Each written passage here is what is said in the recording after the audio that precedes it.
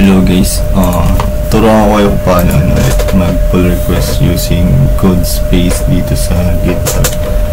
So yun, gawa muna tayo ng bago sa mga hindi pa nakakagets. Ito kasi yung sa akin eh. So create a code space on main. Let's do this.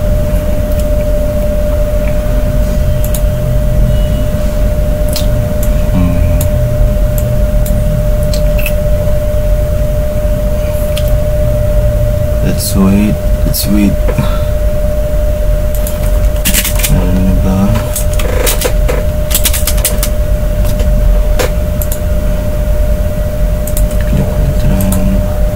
Install muna tayo ng install muna kayo ng extension using Java language for Microsoft. And then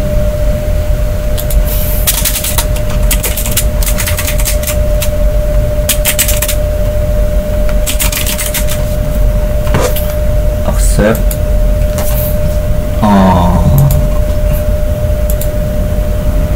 Ang tawag nito, click nyo to para maka-install din kayo ng debugger extension.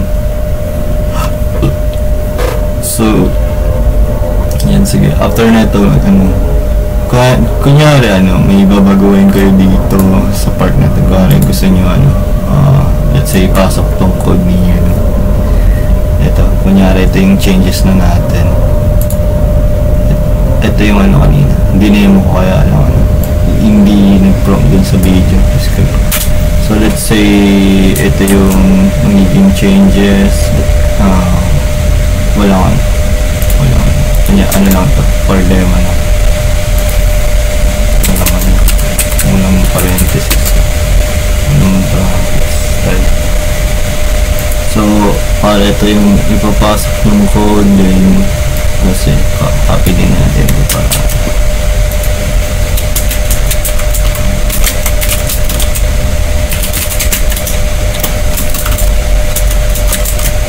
ganyan.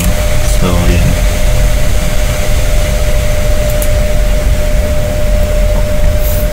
So let's say yun yung yung ipasok. So click nyo lang tong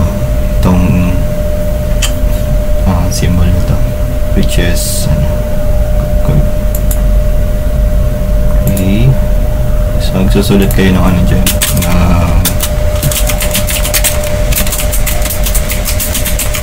comment.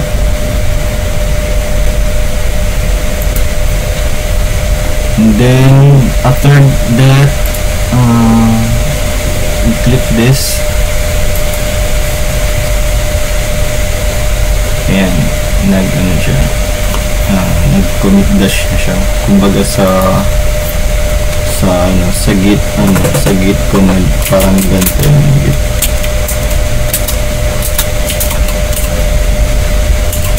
Ayan, parang ganyan yun. Kung may ganyan pa yun. Hindi, yung muna. Parang ganyan muna. Ayan.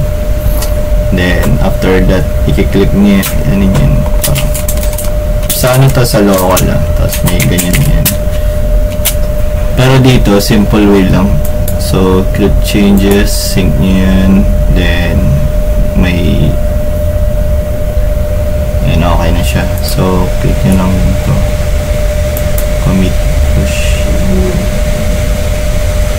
Kasi na siya, nalagyan nyo na ng comment out kanina dun sa So, let's see kung na-update na ba yung code.